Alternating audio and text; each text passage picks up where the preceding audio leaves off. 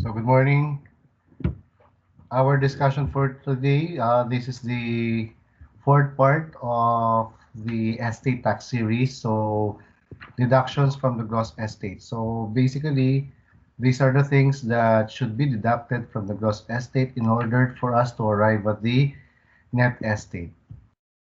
Ordinary deductions include losses, claims against the estate, claims of the deceased against insolvent persons, unpaid mortgages or indebtedness of the property, unpaid taxes, transfer for public use, vanishing deduction or property previously taxed, standard deduction, family home, amount received by the heirs under Republic Act 4917, and of course, the share of the surviving spouse or the capital of the surviving spouse. So what are losses? Under our tax code, as amended by Republic Act 10963 and as implemented under Revenue Regulations 12/2018, losses pertain to those incurred during the settlement of the estate arising from fires, storms, shipwreck, or other casualties. These are called essentially acts of God, and from robbery, theft or embezzlement, or acts of man. And such losses are requirements, should not be compensated for by insurance or other forms of indemnity. At the same time of the filing of the return, such losses have not been claimed as a deduction for income tax purposes in the income tax return. So hindi siya claim for income tax purposes. And incurred not later than the last day for the payment of the estate tax. So in relation to train law, this is 1 year from the date of death of the decedent. Okay. Now, what is the meaning of not compensated for by insurance or other forms of indemnity? So let's say, brothers and sisters, a house is insured, let's say for the value of the house is 5 million. And then it was insured for 5 million. So there's an insurance, okay, 5 million. If the house is burned down, so yung value wala na siya. Pero the owner of the house received payment in the amount of 5 million. So 5 million value of the house, fair market value, 5 million, less cash received under insurance, essentially, walang losses. Okay? Papaano po if the loss is, or the insurance payment is less than the value of the property? So let's say value of the property, fair market value, 5 million. Okay, bahay na ni Canor, 5 million. Insured siya, pero 3 million only. So, the 2 million, nung masunog yung bahay, okay, can the estate of Nicanor claim 2 million pesos as a deduction under loss, as a loss? The answer is yes. Kasi ito yung compensated for by insurance, the 3 million, and the 2 million is the amount not compensated by insurance. Okay? So, ano naman tong other forms of indemnity? So, this is in the concept or nature of an insurance, but it is not an insurance. Okay, example po, ganito po yan, para natin mas maintindihan. Kung halimbawa, bumili ka ng bagong sasakyan, okay, this is the car. I don't know, basta it looks like a car. Okay. Truck siya. Now, you insured it for one, let's say, you insured it. Okay? Pag halimbawa yan ay nasira o nabangga o totally wrecked or what happened, okay? Papalitan niya ng panibago. Basta this is a truck also. So pinalitan siya ng bago. So this is something that would fall under other forms of indemnity. So nasira yung sasakyan mo, totally wrecked, pinalitan ng bago. So essentially, wala kang loss. Okay, so hindi mo siya pwedeng claim as a loss.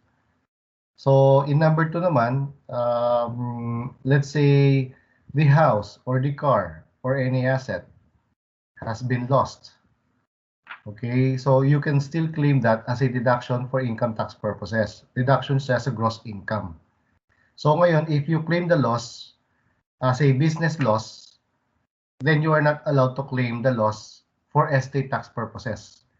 In the same manner that if the loss, even if it's a business loss, claim mo siya as a deduction for against the gross estate, hindi mo na siya pwedeng i-claim sa income tax as a deduction against gross income. Okay? So these are the requirements under losses. Now, what are claims against the estate? The word claims is generally construed to mean debts or demands of a pecuniary nature which could have been enforced against the deceased in his lifetime and could have been reduced to simple money judgments. Claims against the estate or indebtedness in respect of property may arise out of the following. Okay? So basically, there are claims against the estate. Bakit claims against the estate? Because the one who is indebted is dead anymore. Patay na siya eh. So wala nang habol doon sa namatay. Pero ang habol na lang doon sa mga properties nung namatay. Kaya these are deductions against gross estate. Okay? Claims against the estate or indebtedness in respect of property, ayan o, claims against the property may arise out of contract, tort, or operation of law. So anong ibig sabihin? Bakit merong ganyan na claims against the estate arising out of a contract? So best example of number one is a contract of loan. So halimbawa si Nicanor, nangutang ng 1 million pesos kay Jose. Okay? So, nung namatay si Nicanor, anong gagawin ni Jose? Habulin yung estate ni Nicanor. Yung estate niya. So, saan galing ang claim against the estate? From the contract. Anong klaseng contract? Contract of loan or mortgage or any kind of indebtedness. So, that is number one. How about tort? Yung tort is, di ba meron tayong sources of obligations, right? Source may come from law, contract, right? Tapos delict, quasi-delict. So itong tort na to is a delict. So which means if a crime has been committed against a person, right? So parang ganito yan. So puntahan natin yung tamang-tama yung nangyari ngayon kay Lance Corporal Lance Pemberton, right? Si Corporal Lance Pemberton, the U.S. Military man who was convicted of killing Laude, right? Yung transgender in, I think, in Olongapo City. So, nung napatay niya yung victim, that is a crime. So, the court granted damages on the part of the relatives of the victims. So, meron mga damages.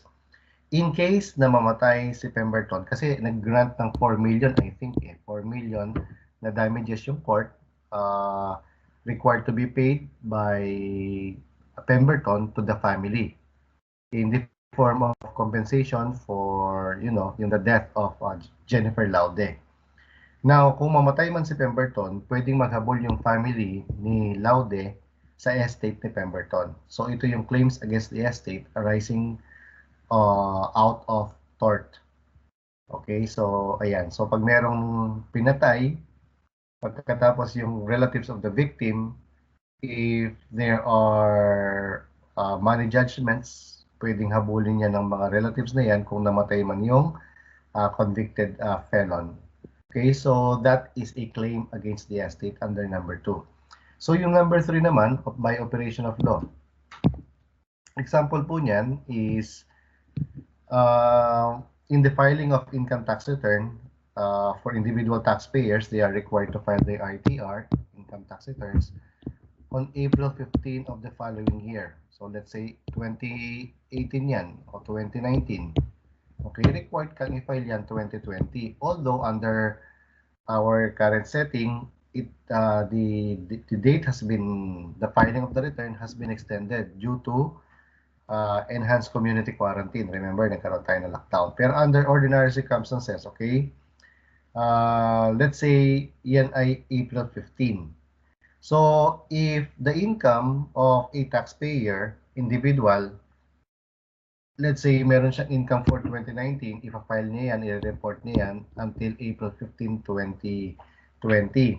Ngayon, if in case the taxpayer dies, okay, yung income niya is merong deficiency tax na 1 million magbabayad, kung mamatay man yung taxpayer, itong 1 million na to, pwedeng habulin yan ni BIR. That is considered as a claim against the estate by the taxpayer to the taxpayer under by operation of law. Kasi meron tayong law dyan eh. Anong law yan? Eh di yung National Internal Revenue Code of 1997 natin.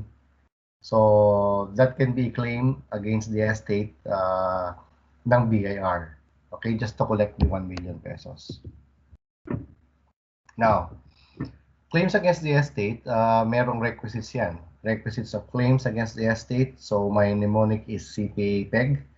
So, CPA may refer to, ayan, condonation, prescription, okay, adequate consideration, personal obligation, E is enforceable, and G is in good faith.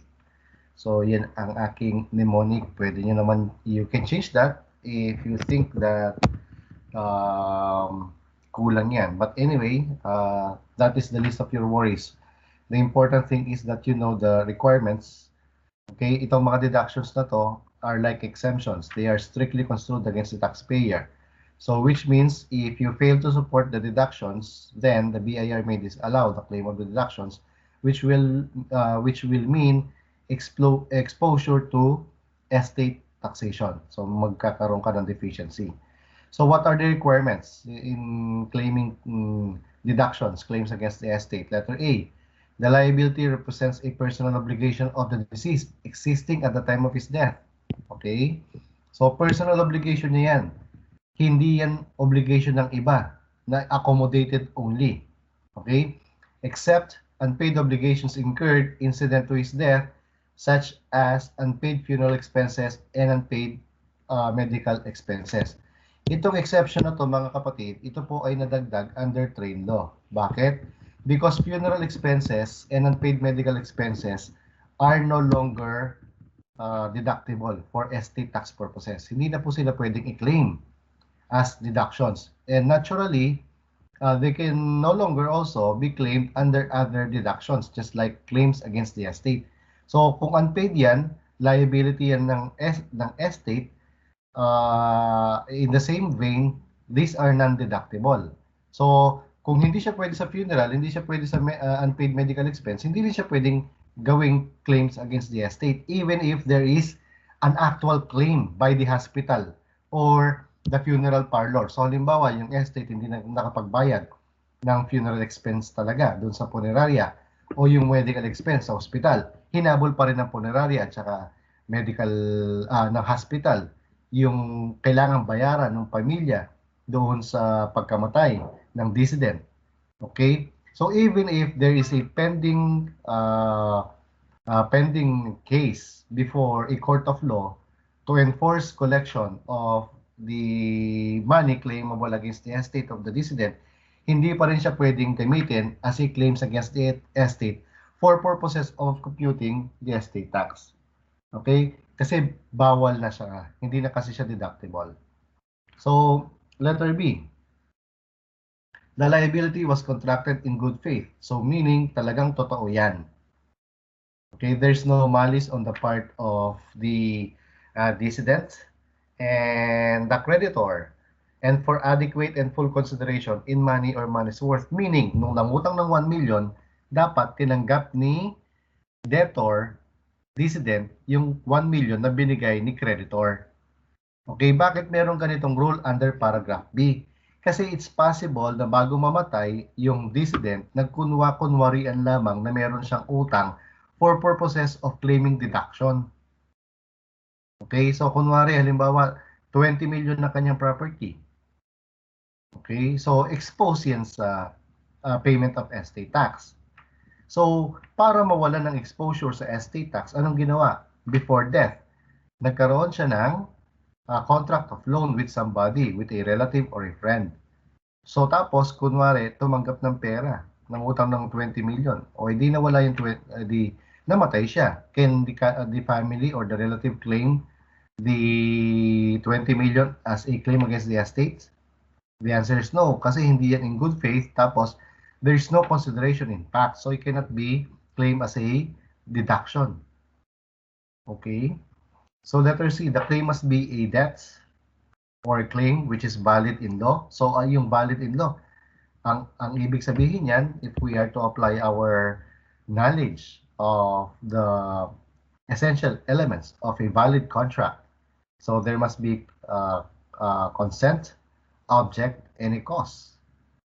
And enforceable in court. So pag sinabi natin enforceable in court, natural, ito yung parang enforceable contracts also.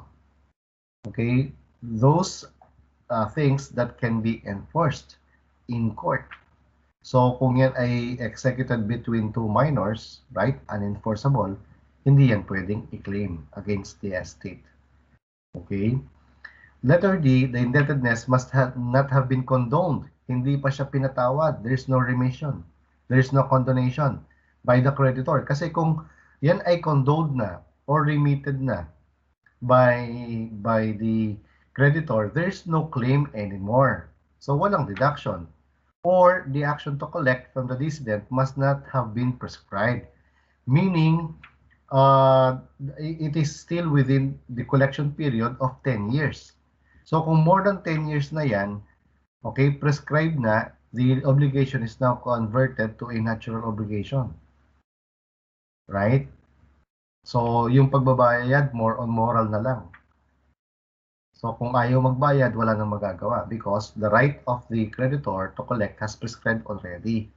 So, kung prescribed niyan, more than 10 years na yan, the claims against the estate is no longer valid as a deduction for estate tax purposes.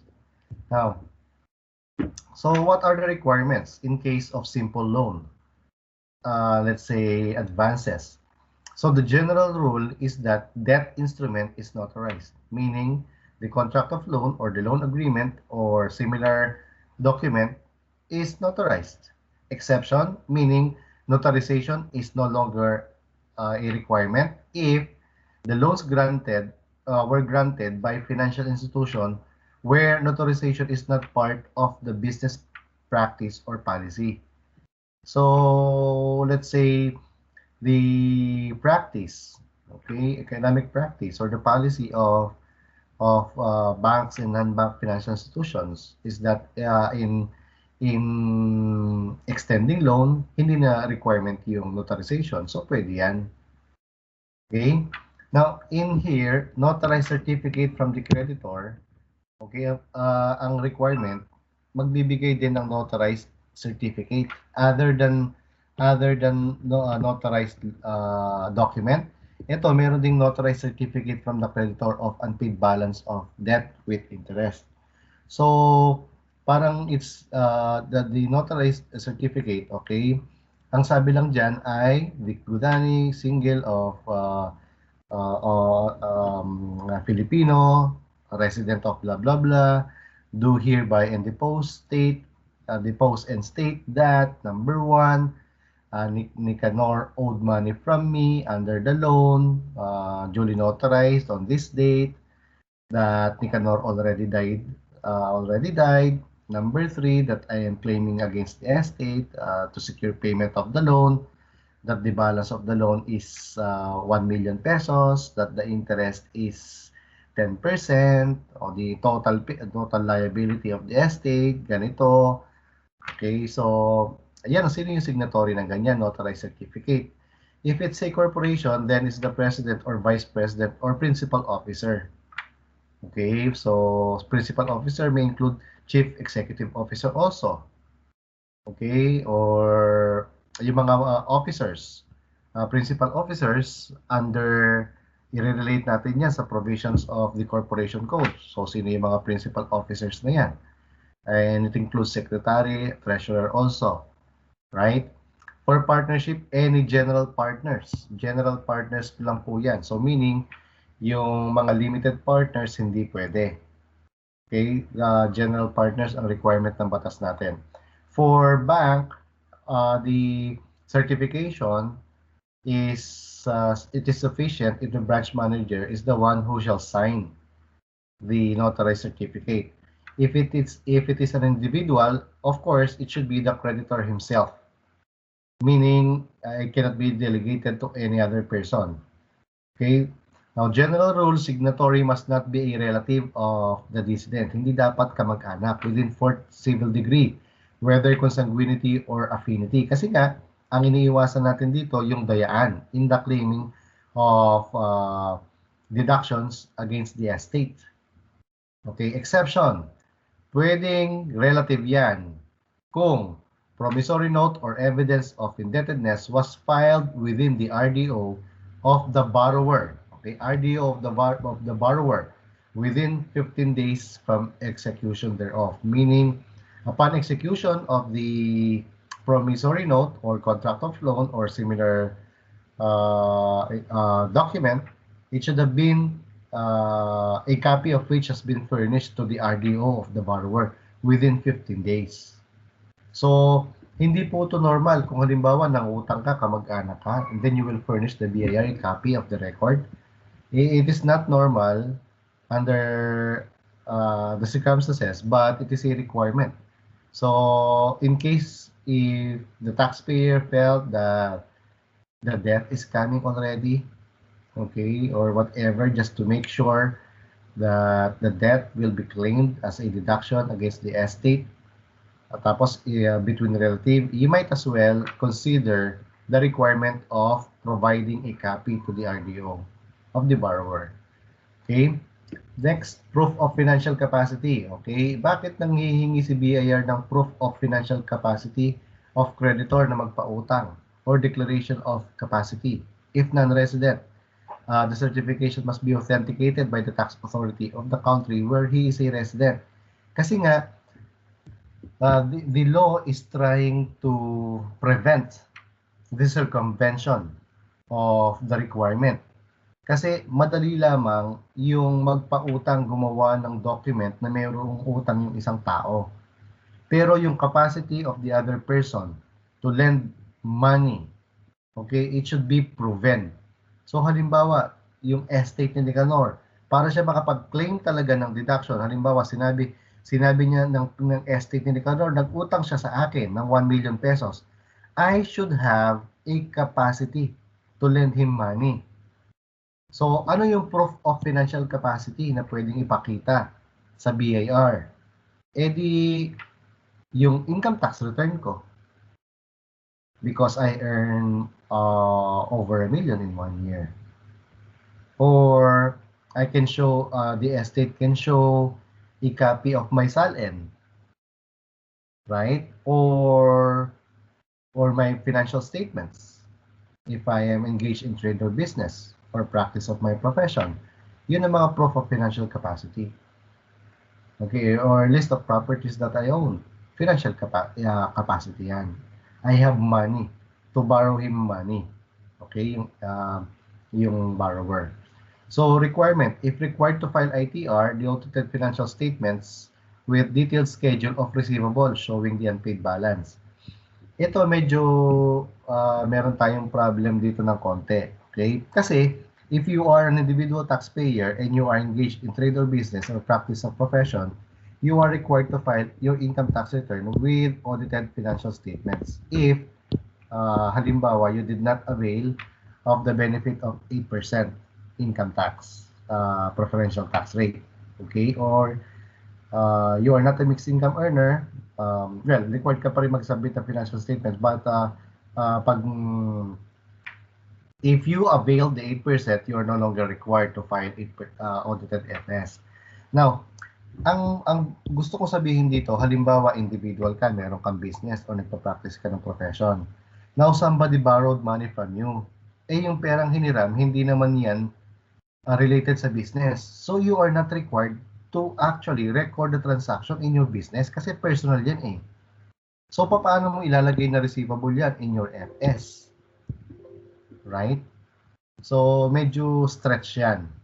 But anyway, if the loan is in connected with business, then the receivable should be, or the money came from the business, the receivable should be properly recorded and identified in the financial statements of the company. Okay? Kasi minsan, baka mamaya matapat ka sa BIR na medyo mahigpit. So, hiingin niya yung content FS. Where is the receivable? Okay? Indicating the utang nung namatay. So kung walang ganon, posibleng i-disallow yung claims against the estate. On the obligation arising from purchase, goods or service, okay, ordinary po ito. Di ba sa mga businesses, they borrow goods, actually, nagsusupply ng goods or service, tapos yung payment is later. Okay? So, what are the proof that you can present that there is really an obligation that the decedent really purchased goods or service to a certain person? Ayan, sales invoice for seller of goods, delivery receipt, contract of service, kung meron man kayong kontratang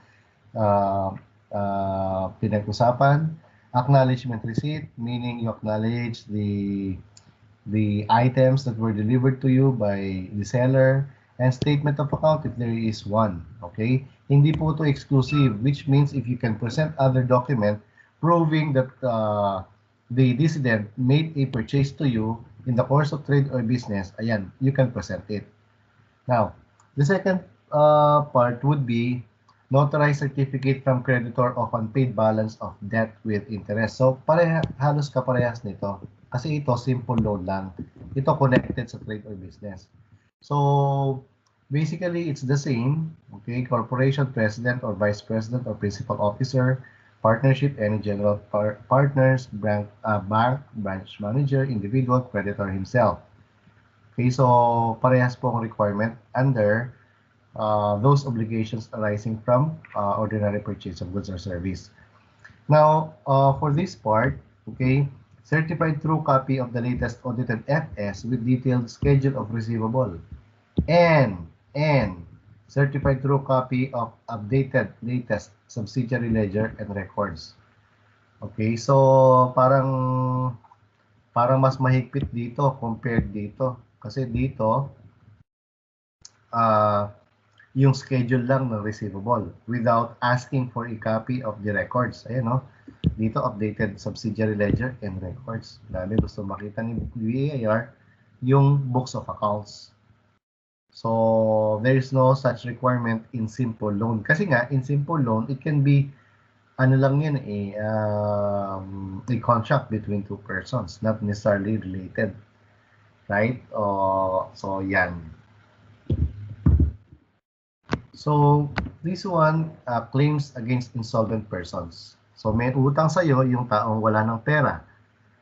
Claims of the deceased against insolvent persons as defined under Republic Act 10142, otherwise known as the Financial Rehabilitation Insolvency Act or FRIA of 2010.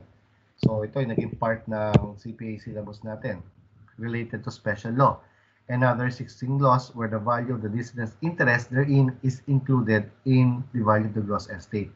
Ito napakita na natin when we were discussing the items of gross estate. Okay, so sinabi natin, this is a deduction that before it can be allowed as a deduction, it must be added back to the gross estate. Ilagay mo muna siya sa gross estate bago mo i-claim as deduction. Now, what are the requirements?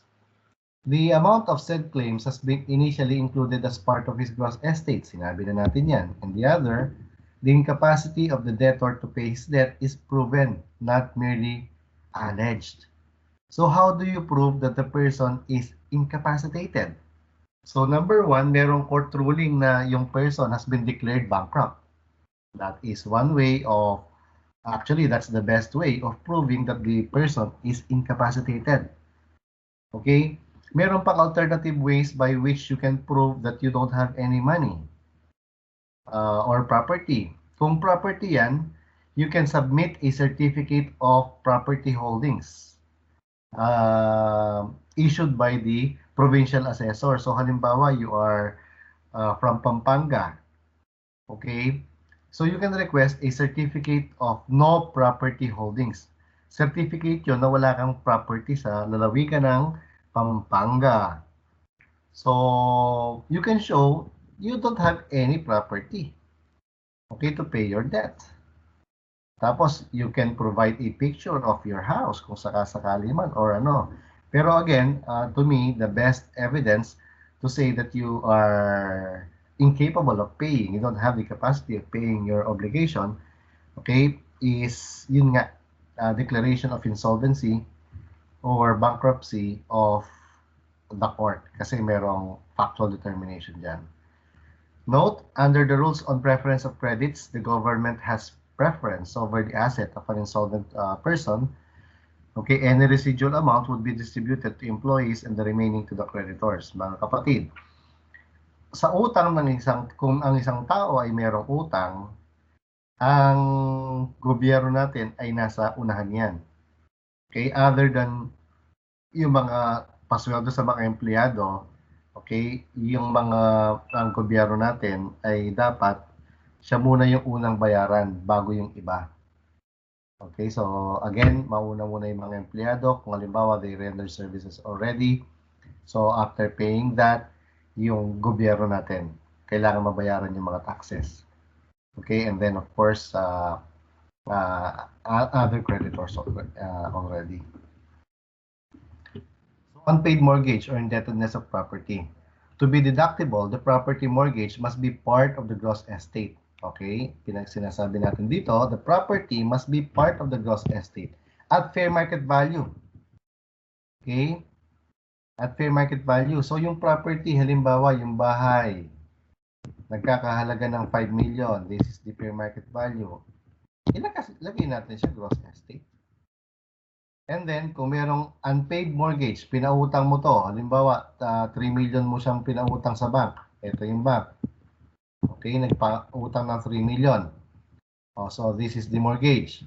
Tapos paid, nagbayad ng 1 million. Di, yung value pa rin, gross estate pa rin yan. Ngayon, yung unpaid mortgage, pagkano? 2 million. So, yung 2 million na yan, ilalagay mo as a deduction. So, yung net estate lumalabas parang 3 million siya. Okay, however, if the decedent owns less than all of the property covered by a mortgage, only a proportion amount is deductible. Natural. So halimbawa, yung isang bahay, dalawa kayong may-ari, di kalahati lang yung sa'yo dyan. Okay, so question. Scenario 1, full ownership. Nicanor owns a land valued at 1 million that is mortgaged from the PRTC Bank for 500,000 pesos. So the question is, the deductible amount from gross estate, assuming Nicanor died, is, okay, of course, answer 500,000. Pero magkano yung gross estate natin? 1 million.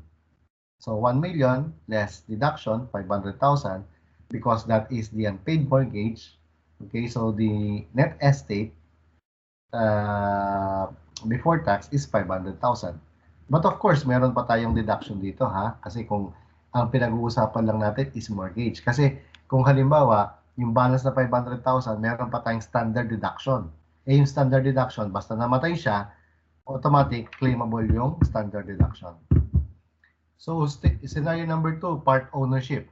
Nicanor is a co-owner of a land valued at 1 million that is mortgaged from PRTC Bank for 500,000. The other co-owner is Inday, so hati sila. The deductible amount from gross estate. Okay, yung assuming muna yung gross estate. Kung 1 million to, magkano yung gross estate? Di 500,000. Bakit? Kasi ito lang kasi ang share ni Nicanor Yung other 500,000 kay Inday. Okay? Now, but that is not the question. I just ask you para at least you would know how much is to be reported for gross estate tax purposes. Okay, gross estate. So, ito yung share ni Nicanor. Now, for other deductions, how much is the amount that can be deducted against the gross estate of Nicanor? So, ang sabi natin, kung part ownership yan, yung share lang niya. So, 250,000 divided by 2 yan. Okay? So, unpaid taxes. So, as the term suggests, these are taxes that were not paid during lifetime until the death of the decedent. So, the general rule is that taxes which have accrued as of the date of the death of the decedent, which were unpaid as of the time of death, yung mga hindi pa nabayaran, pwedeng i-claim yan sa deduction. Bakit? Kasi nga, babayaran niya ng estate eh. So, exceptions, meaning these are non-deductible. Income tax paid upon income received after death, natural, hindi yan deductible. Income tax yan. Tapos, on the income received after death, hindi na yung estate yung nagmamay-ari ng income. Hindi na yan decedent's interest. Yung income na to, wala ng decedent's interest yan. Therefore, the tax paid is not deductible. Okay, number 2, property taxes not accrued before death. Natural, kung halimbawa, ito yung date of death niya. Date of death. Okay. Yun. Okay, ito yung date of death. Let's say September 10, 2020. Yung income tax paid upon income received dito, yung number 1, non-deductible. Yung property taxes not accrued before his death, hindi na accrue dito. Okay, so dito siya nag-accrue, hindi na deductible yan. Estate tax due from the transmission of his estate, natural, hindi yan pwedeng maging deduction. Okay, kasi hindi na the basis of the computation of the estate tax is 6%. So every time na merong deduction na ganito, magbabago yung computation natin. So hindi yan deductible. Okay, so ano yung mga deductible taxes? So taxes which have accrued as of the date of the decedent which remain unpaid as of the time of death. Example dyan, kung halimbawa, meron siyang dock stamp na hindi binayaran. Okay, meron siyang real property tax na hindi binayaran. Okay, so, or property taxes. So, yan ay yung mga unpaid taxes that can be claimed as a deduction. Okay, so itong mga to, hindi natin pwedeng i-claim yung mga yan. Transfer for public use. As the term suggests, okay, transfer for public use. So, nagbigay ka. The amount of all bequest or legacy, donation of personal property through will, devices. Okay, devices. S po yan. Ano yan? A donation of personal, real property through a will, or transfers to or for the use of the government. Nag-donate ka sa gobyerno, ayun nga, public use nga eh. Or any political subdivision. Pag sinabing political subdivision, again, this can be the provincial, city, municipal, and the barangay. Okay, mga territorial political subdivision tawag dyan. Shall be deductible from gross estate as long as the amount is used exclusively for public purposes. Okay? So kung yan ay nag-donate ka ng lupa, gumawa ka ng will. Sabi ni Nicanor, ay yung lupa na to pag namatay ako, para ito sa pamahalang lungsod ng Quezon City. Ito ay gagamitin lamang sa pagpapatayo ng eskwela. So nung namatay si Nicanor, yung transfer for public use na to, okay, is deductible. Pero yung property na yan, part pa rin ng kanyang gross estate bago siya i-deduct. Okay, basta ito yung requirement for public purpose, kaya nga transfer for public use eh. So kung hindi yan for public use, let's say private use yan, then no deduction is allowed against the gross estate. Bawal siya. Transfer of property made by a married decedent must have a written consent from the other spouse. Ang tawag natin dyan, marital consent. However, if the property transferred is not conjugal or absolute community, the said transfer for public use is deductible from the exclusive portion of the estate. Madali lang naman yan kasi mga kapatid eh. Sasabihin ng problem kung exclusive ba yung use of property o hindi. So pag exclusive use yan, tapos ang binigyan, ayan, mga political subdivision ng government of the Philippines, okay, it is not, ano yan pag sinabi ng problem, yan ay for public use, deductible. Pag hindi yan public use, okay, for the use of the mayor, private na yan. So ibig sabihin, yan ay hindi deductible. Okay? So, note, the transfer of property for public use should be through a testamentary succession, not merely oral. Natural naman, bequest, legacy, at saka device ang pinag-uusapan dito eh. And those bequest, legacy, or device can only be given through a will. So, yung oral declaration, bawal. Okay? Yung oral declaration, halimbawa, nabubuhay pa yung namatay. Sabi niya, itong property na to, binibigay ko ito sa pamahalang lungsod ng Quezon City. Kung ganun lang, hindi yan enforceable because there's no document to speak of. Remember, yung mga ganyan ay hindi lamang pwedeng mga oral declarations. Real property yan. Okay? Next, vanishing deduction or property previously taxed. So ito, napakadali. Property previously taxed. Na-tax na siya dati.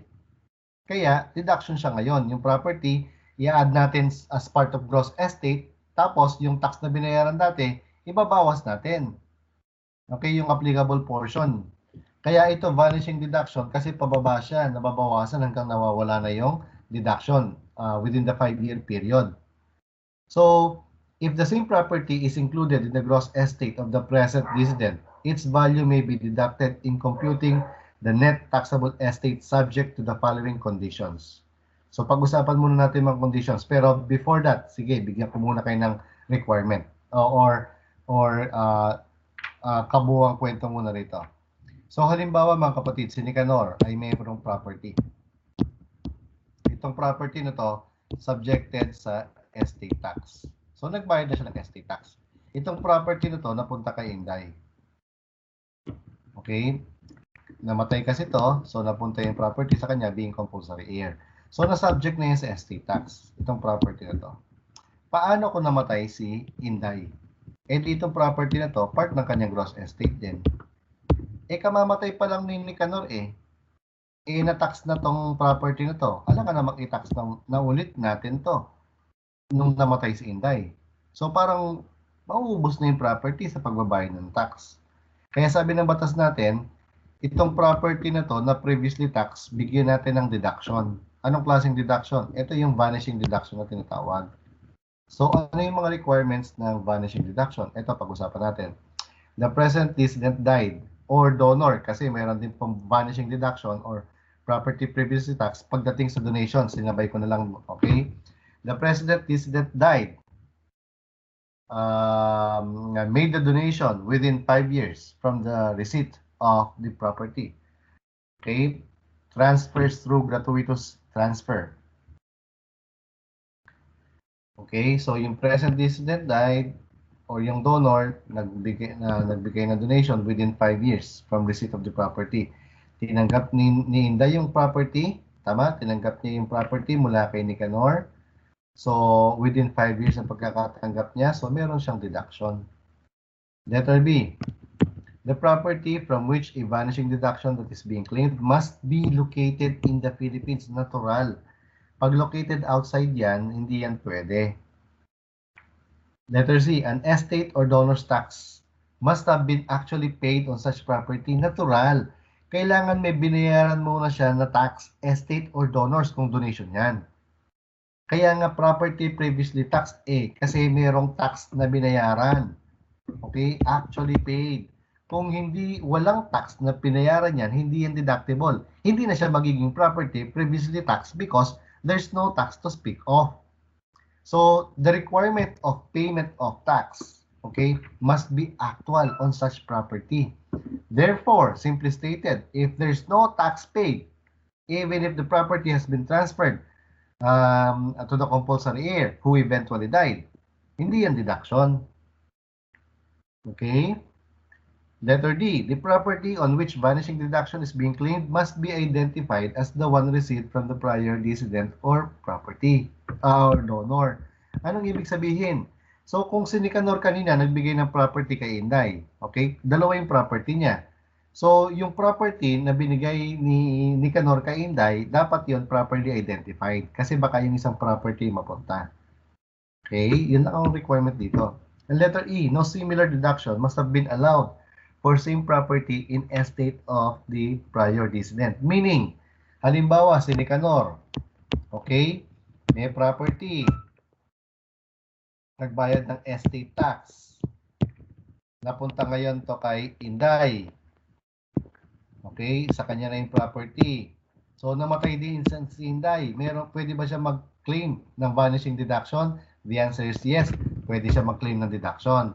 Bakit? Kasi kay Nicanor, nagbayad na ng estate tax yung property, yung estate ni Nicanor dati eh. Paano kung halimbawa itong property na to, minana ni JR, ni Junior? Okay, itong property na to. Tanong, okay, pwede pa ba siyang mag-claim ng vanishing deduction dito? Okay, pwede pa ba siya mag-claim ng vanishing deduction? Eh dito, nagbayad din ng estate tax yan. So, ang sabi natin, no similar deduction must have been allowed for same property in estate of the prior decedent. So, kung meron ng property previously taxed dito, TPT or vanishing deduction, hindi na siya pwede rito. Clear? Yun lang naman requirement eh. Kasi we're talking about only one property. Itong property na to, alalahanin natin, ay bayad na ang estate tax niyan dito. So kung bayad ng estate tax niyan dito, eh gawin natin deduction. Eh dito, alangan namang triple claim or double claim at triple claim ng expense. Kaya sabi ng batas, hindi na pwede rito. Okay? So ang vanishing deduction hanggang pangalawa lamang. Yung property previously taxed. Kasi essentially dito, yung property na to kay Inday, okay, hindi na siya na-tax. Bakit hindi na siya na-tax? Kasi yung tax dito, ibinawas natin dito sa property ni Inday. Okay? So dito, hindi na siya na-tax. Kaya, hindi na siya magiging property previously tax kasi ito nga kay Inday, okay, ito yung property previously tax. Yung kay Nicanor, na-tax na kasi yung dati. So yung kay Inday, hindi na siya maging PPT. Okay, kasi applicable lamang yan kay Nicanor. So next, vanishing deduction. Okay, so ang rate ay 100% na deductible. Kung yung namatay at saka yung pangalawang namatay ay not more than 1 year ang pagitan. Okay. Kung if more than 1 year but not more than 2 years, 80% ang deductible. So if more than 2 years but not more than 3 years, 60%. If more than 3 years but not more than 4 years, 40%. If more than 4 years but not more than 5 years, okay, 20%. So meaning, pag yan ay 5 years plus 1 day, okay, anong ibig sabihin nito? Wala nang vanishing deduction or property previously taxed. Clear? So, ibig sabihin, yung bahay at lupa or the property, okay, is no longer subject to any deduction na vanishing at saka PPT. Okay? So, what is the formula in computing the vanishing deduction or property previously taxed? Kukunin daw ito, value to take. Okay, mamaya meron tayong example dito. And then ibabawas natin from the value to take what? The mortgage paid by the present decedent kung binayaran niya yung mortgage. So pag wala siyang binayaran na mortgage, zero yan.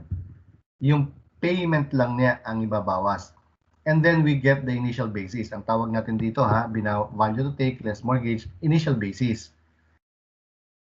And from the initial basis, ibabawas natin ang proportional deduction.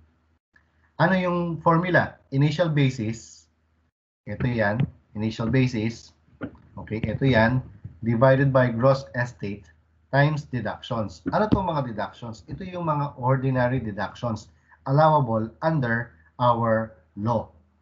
Pag nabawas na natin from the initial basis, ang proportional deduction, final basis na.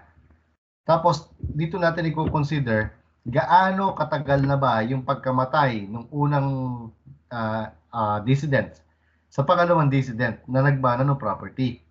Or gaano katagal na yung pagdodonate nung donor hanggang sa pagkamatay nung decedent. Okay, kasi yung kanina, yung kwento natin, kay Nicanor, papunta kay Inday, okay, namatay kasi si Nicanor, namatay din si Inday. So, estate to estate yan. Papaano naman, pwede bang ganito yan? Nicanor, dinonate yung property. Okay, dito nagbayad ng estate tax. Paano kung dito naman? Nicanor nagbayad ng donor's tax. Okay? Tapos binigay niya kay Inday, namatay si Inday. Pwede bang mag-claim si Inday ng vanishing deduction or property previously taxed? The answer is yes. Kasi nga, kasama ang donation. Not only estate, okay, in the payment of, in claiming deduction or vanishing deduction against the gross estate. Okay? So, titignan natin dito, rate dito, aalamin natin, kailan ba yung pagkamatay ni Nicanor at saka yung pagkamatay ni Inday? Ilang taon? Kung 1 year yan, 100% deductible. Kung 1 to 80% hanggang pababa siya. Kung more than 5 years, wala na tayong, wag ka na mag-compute. Zero ang sagot. Or, dito, kailan ba nag-donate at nagbayad ng donor's tax si Nicanor? At saka yung mula, yung pagkamatay, yung period ng pagkamatay ni Inday. Kung 1 year yan, 100%. Kung 1 year, over 1 year but not over 2 years, 80%. Kung over 4 years yan but not over 5 years, 20% ang deductible. Okay? Kung ano yung makukuha natin is the vanishing deduction. Brothers and sisters, dito in vanishing deduction or property previously taxed, wala tayong masyadong maitutulong sa inyo rito because this is a formula that you have to be familiar with. Kailangan kabisado mo to. Okay? So, ang concept pwede lang namin ibigay sa inyo para nyo maintindihan why do we have this kind of deduction. Sabi natin kanina, kasi nga, kamamatay pa lang tapos kakamana pa lang ng property tapos namatay siya. Alam ka na makitax natin ulit. Kaya pwede tayo mag-claim ng vanishing deduction. That is why it is also called property previously taxed. Okay? So, let's apply the rule. Let's have this problem. On January 1, 2017, Nicanor bought a brand new car amounting to 1 million, paying 50% down payment. So, Nicanor made advance payments and by 2019, the remaining balance is 300,000. Okay? Yung sasakyan, mga kapatid, okay, normally yan, pag bumili ka ng sasakyan, may utang, naka-mortgage yan. Okay? So, mortgage to. Mortgage. During Christmas in 2019, Nicanor donated the car. So, donation ang nangyari to Inday. Valued at 750,000. Value 700,000. Nung una, binili 1 million. With a condition for her to assume the mortgage, yung hindi pa nababayaran. Kung payag siya, magkano hindi nababayaran? 300,000. Ayun ang balance. So, Inday accepted the term. So, tinanggap niya yung sasakyan na dinonate sa kanya, value 750,000, pero siya yung magbabayad nitong mortgage. Nicanor paid the corresponding donor's tax in the amount of 30,000. Okay? Generally, bakit natin na-compute yung 30,000? Kasi 750,000 ang donation minus 250,000. Okay, so 500,000 times 6%. Yun ang donor's tax natin. So, binayaran 30,000. Now, on January 2021, so ilang taon na yan? 2017, 2018, 2019, 2020. So, pang 5th year na to. On January 2020, Inday died. Namatay na si Inday. Before her death, she was able to pay 100,000 on the mortgage.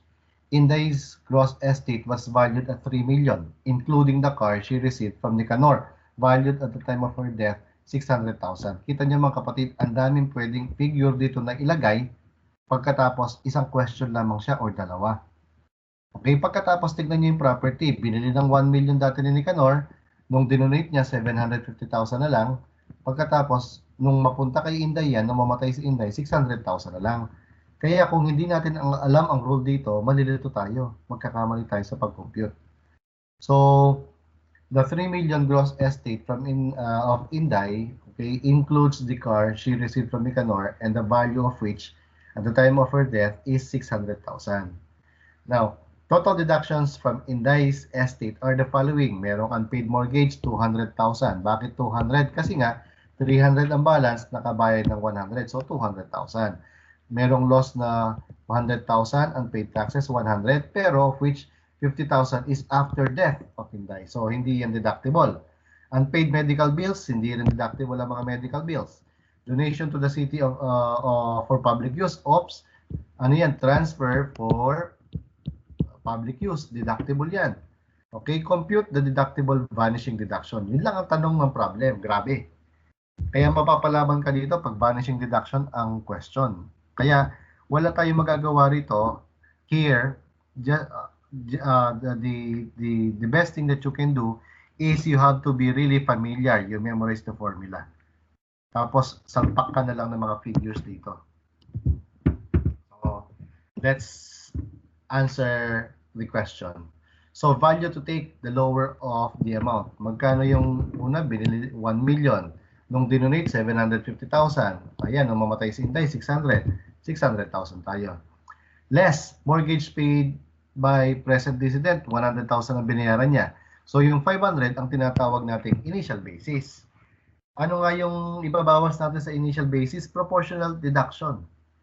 So, initial basis over gross estate times deductions. Yan ang formula.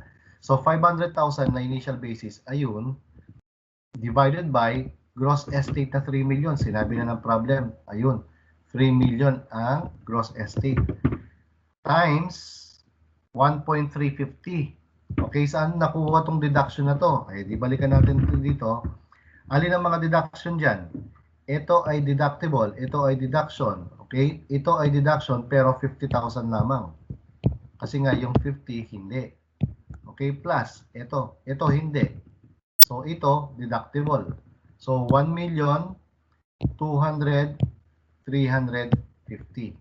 1,350,000. So, ito yung ibabawas natin, 225,000. So, the final basis is 275,000.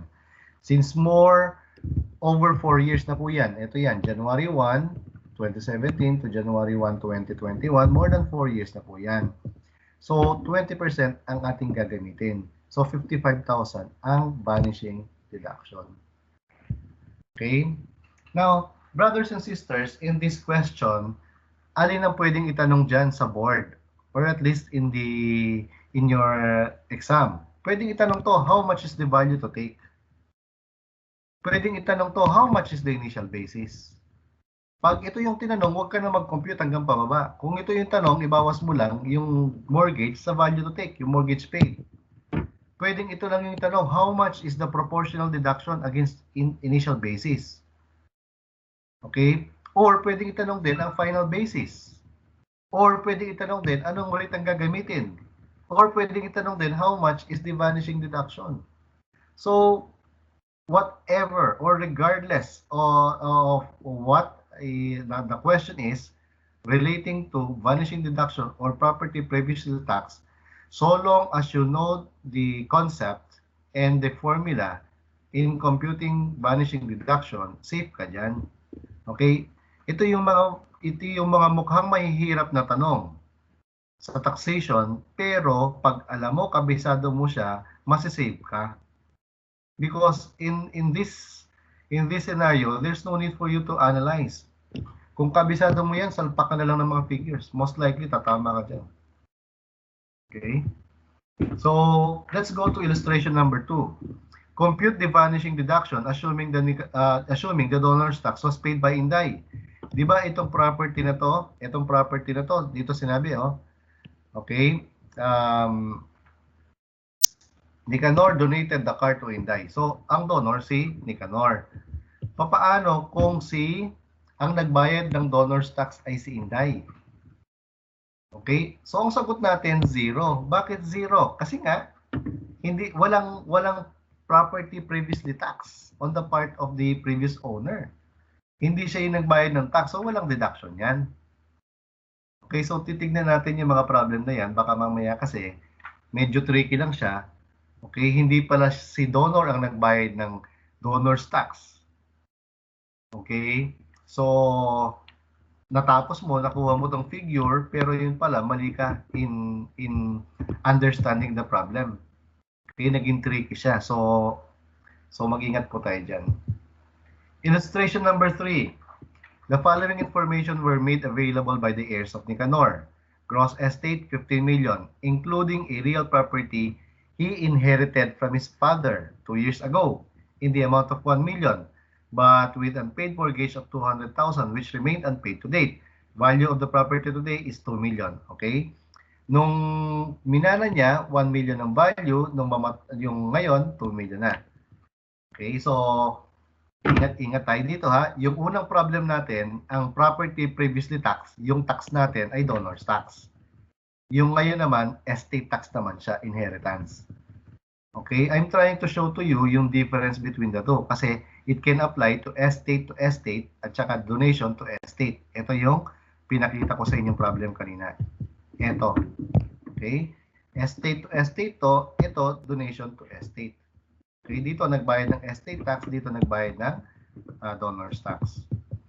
So, a gross estate 15 million, including again real property he inherited from his father, who died 2 years ago. So more than 2 years na to, right? But with unpaid mortgage. So ito, unpaid mortgage na to. Remember, ang tinatanong dyan ha, yung paid mortgage ang ibinabawas natin doon sa value to take. So unpaid ang sinabi, huwag kang excited. So 200,000 which remained unpaid. Walang binayaran. Eh di anong babawas natin later? Mag-ingat ka. So value of the property today is 2 million. So deductions. Funeral expense, deductible ba yan? Hindi. Judicial expense, deductible ba yan? Hindi. Medical expense, deductible ba yan? Hindi. Losses, opo. Transfer for public use, opo. Standard deduction, hindi. Family home, hindi. Okay? Itong mga to, okay? Mga sinasabi kong hindi, ito ay hindi din under train law, ito ay hindi rin under train law, itong mga to, hindi under train law. Pero ito, deduction siya for purposes of computing estate tax. Okay? Pag estate tax ang pinag-uusapan, ito hindi, ito hindi, ito hindi, oo. Pero pag vanishing deduction, hindi, oo, hindi. Ganyan yan. Okay, so aaralin nyo mabuti talaga to. Tapos sasabi dyan, as the accountant engaged by the heirs of Nicanor, the vanishing deduction that you should compute is, grabe, ang bigat ng pressure sa'yo bilang accountant. So, paano gagawin natin? Eh di yung formula natin, anong sabi natin? Value to take less mortgage paid, initial basis, less proportional deduction, final basis, times rate, vanishing deduction. So, dapat kabisado mo. Value to take, lower amount. Okay? Ano yung lower amount? Ito yan, no? 1 million. Bakit lower amount? Para at least, kung mababa, kung lower ito, kung lower yan, lower ang vanishing deduction natin. So, kung lower ang vanishing deduction natin, mas mababa ang deduction. Kung mas mababa ang deduction, lalaki ang net estate. Kung lalaki ang net estate, tataas ang tax natin. So, ganyan ang reason dyan kung bakit lower. Okay, so 1 million. Meron bang binayaran na mortgage? Wala. So, initial basis, 1 million. Proportional deduction, 1 million. Ito yon, initial basis. Okay, divided by 15 million, total gross estate ito. Gross estate. Ito, initial basis. Tapos, magkano yung deduction? Ito yung deduction natin. Okay, ano sabi natin? Transfer for public use, ayan. At saka yung losses, 500,000. Kaya 5.5 million. So, the proportional deduction is 366,667. Final basis, okay, 633, 333 times 80%. Bakit? More than 2 years na yan. Okay, sinabi ng problem, 2 years ago. Okay, 2 years ago. So, 80%. So, 506,666 ang vanishing deduction. Okay, so sabi natin ha, basta merong tax na binayaran, estate or donation, pwede mag-apply ang property previously taxed. So let's now go to standard deduction. Standard, as the term suggests, standard po yan. A deduction in the amount of 5 million shall be allowed for either citizen. So ito ay RC at saka yan ay NRC. So resident. Ito na yan, resident. O the resident alien. Okay? So RC, NRC at saka resident alien dissidents without need of substantiation. Kailangan lang patunayan dyan, namatay. So long as there is a dissident, whether resident citizen or non-resident citizen or resident alien, automatic po ang standard deduction. Automatic. Brothers and sisters, mag-ingat ka po dyan. Makinig ka. Hindi binibigay ang standard deduction normally in the questions because these are automatic. So meaning pag may namatay mula 2018 onwards, dapat automatic sa isip mo, ililista mo kagad, standard deduction, di ko dapat makalimutan 5 million. Kasi pag nakalimutan mo yan, goodbye ka, mali ka na kagad. Okay? So dito hindi kasama dyan ang non-resident alien dissident. Hindi kasama. Ang standard dissident, standard deduction before it is 5 million. Dati yan ay 1 million lamang. So under train law, it was increased to 5 million pesos. Just for your information. And then the family home. So family home, in income tax, we call this principal residence. So family home is the amount is equivalent to the current fair market value of the dissident's family home. Okay, provided that if the said current fair market value exceeds 10 million, the excess shall be subject to estate tax. So meaning, ang threshold ng family home ay 10 million.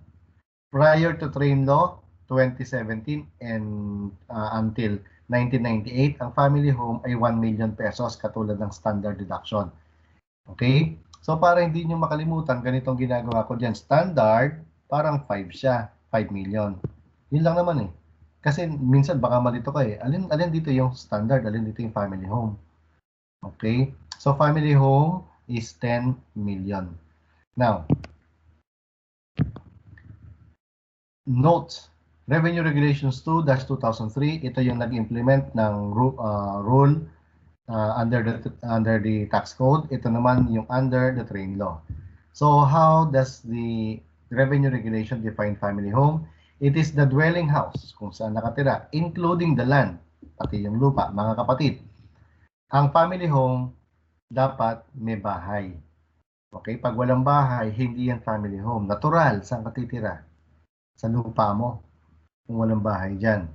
So, including the land on which it is situated, where the husband and the wife, if they are married, or a head of the family. Pag head of the family, later explain natin yan, okay? And members of their family reside.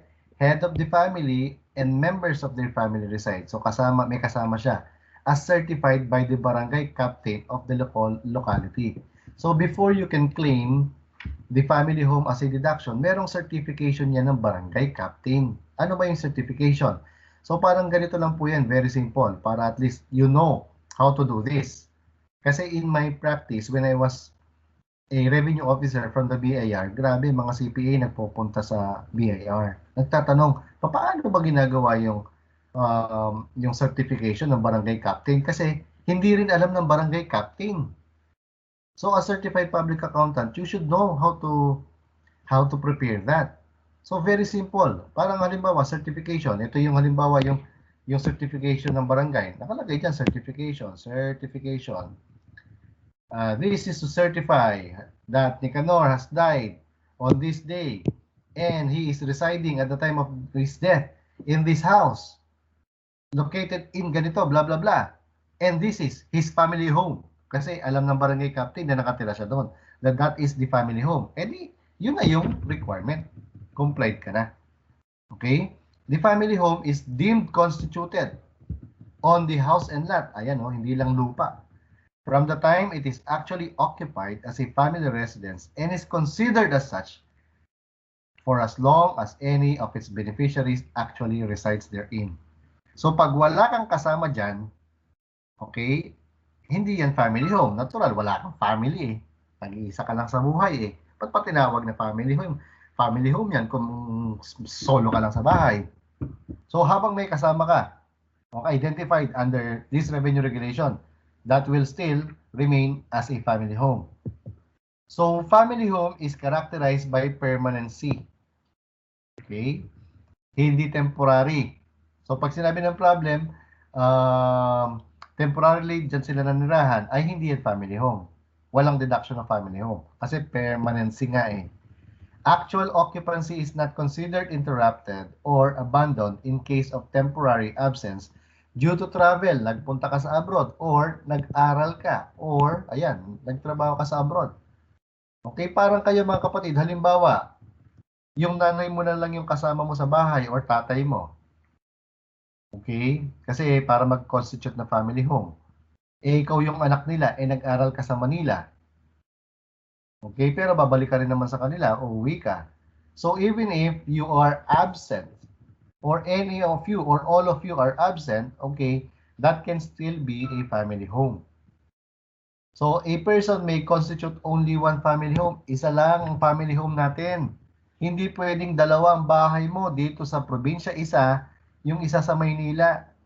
Pag nagtatrabaho ka, may bahay ka sa Maynila. Pag halimbawa, uwi ka ng probinsya, may bahay ka rin. Even if dalawang bahay mo, isa lang ang family home mo. Alin yung family home mo? Eh, di kung talaga saan ka talaga. Okay? Pero in practice, yung family home for purposes of claiming. Okay? In practice ha, kung alin ang mas mataas, yun ang nilalagay na family home. In practice.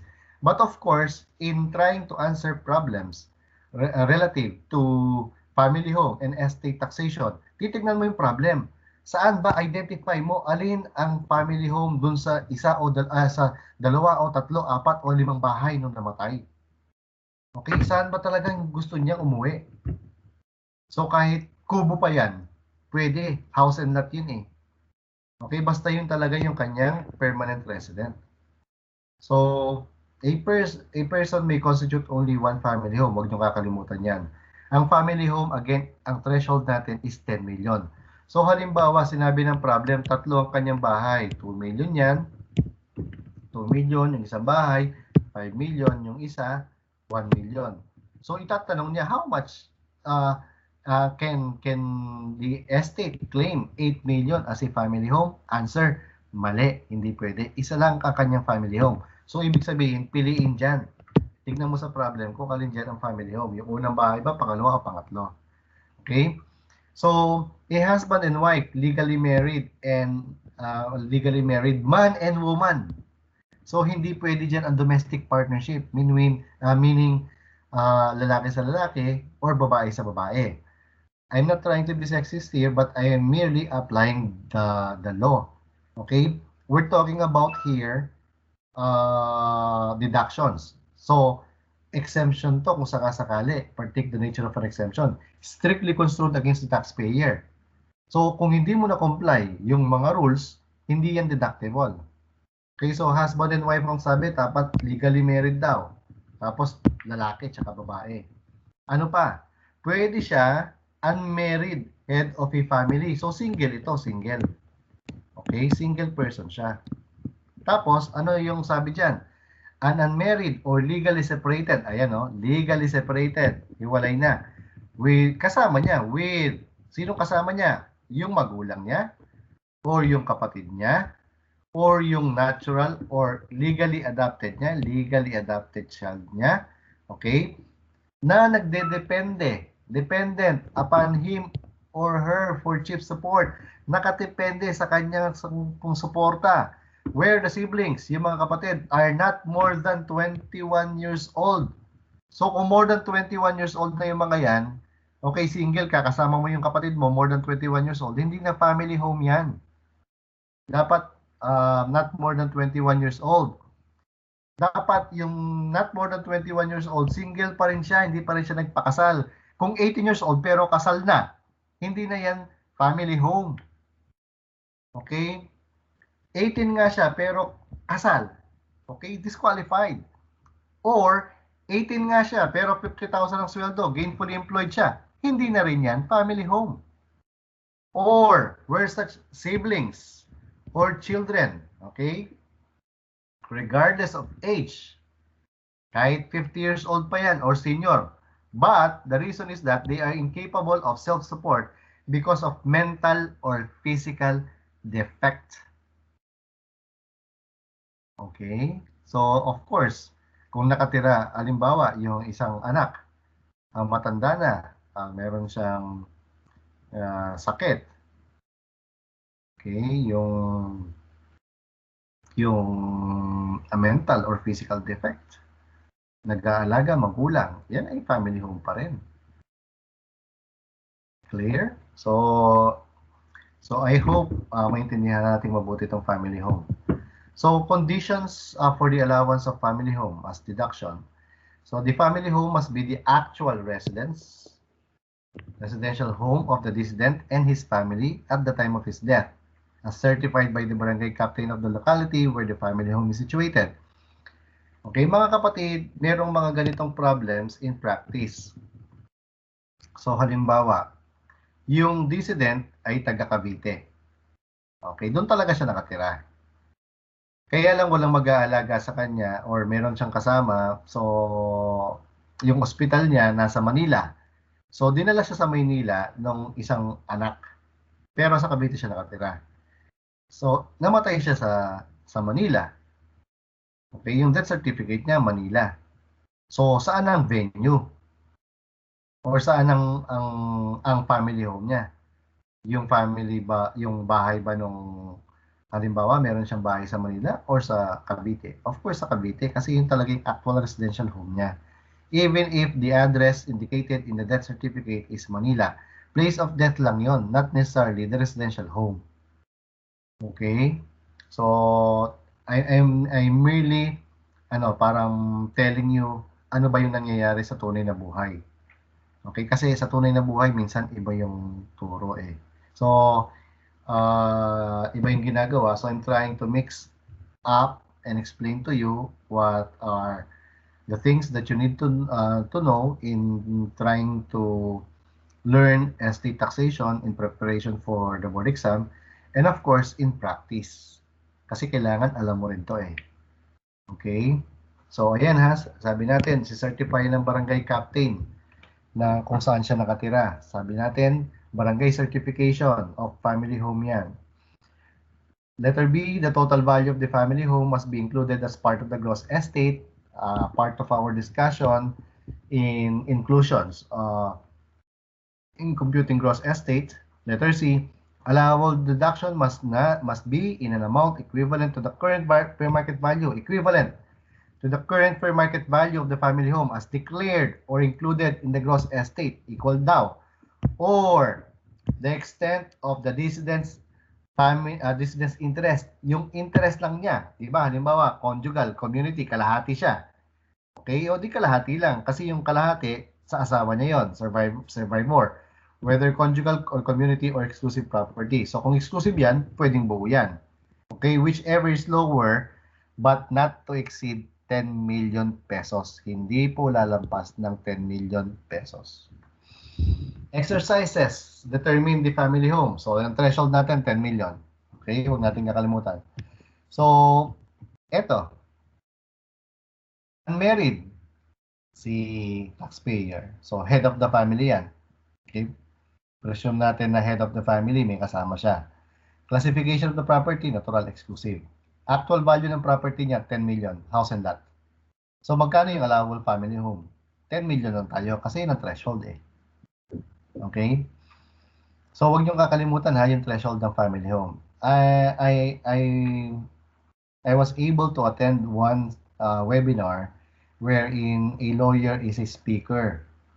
Grabe, lawyer pa naman. Sabi niya, parang 30 million ang value ng property. Okay? So, tinanong siya magkano yung deductible daw or allowable family home. Yung value daw ng property. Okay? So, mali yung sagot niya. Well, tinanong siya, ganito pala. Ang tanong, magkano po yung total family home na deductible? Ang sagot ni lawyer, kung magkano po yung value. Yun pala yung exact answer. Okay? Kung magkano lang yung actual value ng family home, yun daw ang deductible. Mali siya. Kasi papaano nga kung 30 million ang actual value? Eh may threshold tayo eh. Okay? So, yan ang sagot. Let's go to the second one. The status of the resident is married. So, kung married yan, tignan natin ha, yung property. So, conjugal yung property. O di kalahati lang. Actual value, 30 million. Magkano kalahati niyan? 15. Magkano yung allowable? 10 lang. Kasi threshold nga tayo, not to exceed 10 million. Let's go to married. What if the property is exclusive? The value of the property is 30 million. How much is the allowable family home? 10 million, threshold. Okay? Let's go to this problem. Unmarried, si dissident. Exclusive yung property, natural. Actual value of the property, 9 million, which is less than the threshold. Ito ang dinagay natin dito, over the threshold. Ngayon, less naman. Less than 10 million ang threshold. Magkano yung allowable family home? Natural, 9 million. Bakit? Hindi naman siya lumampas sa maximum eh. Okay? Let's go to married. Conjugal. Value of the property, 9 million, which is less than the threshold. Magkano yung deductible? Ano sabi natin? Kalahati pag conjugal, 4.5 million. Okay, sana nagsisink in na yan ha. Married individual. Property is exclusive. Value is 9 million. How much is the allowable family home? 9 million. Hindi kasi lampas sa threshold. Papaano naman po kung married, pero yung house or lot, okay, yung house ay conjugal, yung lot ay exclusive. Okay? So, ito yung house, 10 million. Ito yung lot, 4 million. So, magkano ang ating allowable? Conjugal, 10 million. Kalahati, 5 million. Exclusive, 4 million. So, total, 9 million. Okay, this is how we determine the amount allowable or deductible family home. Okay? So, amount received by the heirs under Republic Act 4917. Any amount received by the heirs from the decedent. Sinong tumanggap ng separation pay? Ayan, heirs. Okay, heirs. Okay, from the decedent employee as a consequence of the death of the decedent employee in accordance with Republic Act number 4917, provided that the amount of the separation, hinighlight ko na, separation benefit is included in the gross estate. So, yung separation pay, part ng gross estate yan. The one that I have mentioned already during the discussion of inclusions from gross estate. Ang separation pay ang kasama. Okay? So, the following items refer to the amount received by the heirs which are not subject to any tax. Halimbawa, si Nicanor ay namatay. Nagkatrabaho siya. Sa trabaho, namatay siya. So, yung binayaran sa kanya ng empleyado niya, okay, na retirement benefit or separation pay, okay, dahil due to death or sickness or other physical disability or any cause beyond the control, exempted po yan for income tax purposes. Okay? Anong mnemonics ko dyan sa separation pay? Ang separation pay as a result of DASO, okay? As a result of death, any cause beyond the control of the employee, serious sickness, other physical disability. Okay? Pag itong mga to ang nangyari at binayaran ng separation pay si empleyado, exempted po yan sa income tax. Exempt sa income tax. Pero pag namatay si empleyado, ito, death, binayaran siya. Okay? Yung binayad sa kanya, part yan ng gross estate, separation benefit. Or yung retirement benefit, part yan ng gross estate. Clear? Okay lang na part ng gross estate. So, parang ganito yun, i-report mo siya sa gross estate. Let's say, 1 million. Meron naman deduction. Magkano? 1 million din. So, wala naman siyang effect. But, again, pinapadagdag siya sa gross estate kasi hindi siya pwedeng i-claim as deduction kung hindi mo siya nilagay doon. Okay? So, deductions to non-resident alien dissident. Yung deduction sa NRA, okay, standard deduction niya, ito po, 500,000. Dati, zero yan. Ngayon, dinagdagan 500,000. Remember the standard deduction for RC, NRC, RA, 5 million. Pero pag NRA, 500,000 lang. Tapos, the proportion of the total losses, indebtedness, which the value of such part bears to the value of his entire gross estate wherever situated. So, iproprorate po ang kanyang deductions. Ano yung mga ipoprorate? Kukunin natin ang claims against the estate, claims against insolvent persons, at saka unpaid mortgages, taxes, and casualty losses. So, isa ito sa mga bagay na kailangan din natin kabisaduhin. Okay? Proratio, prorata of the deductions available to non-resident aliens. So, kukunin natin ang Philippine Gross Estate. Kukunin natin ang World Gross Estate. So, kung remember, non-resident to, alien to. So, kung meron siyang halimbawa sa Amerika, di ba, ang non-resident alien, they are taxable only on properties situated within, including intangible personal properties. Right? So, kung meron siyang Philippine Gross Estate, property niya within. Tapos, yung world, property within, at saka property without. Times item number 2. Ano to? Ito yan. Yung proration ng niyan. Equals allowable deduction. And then, ito rin ang deductible. Ayun. Property previously taxed, TPU. Okay, transfer for public use. At saka kung meron siyang asawa. Okay, net share of the surviving spouse in the conjugal property or community property. Okay, so we will have an exercise about this one next week. Okay, so thank you.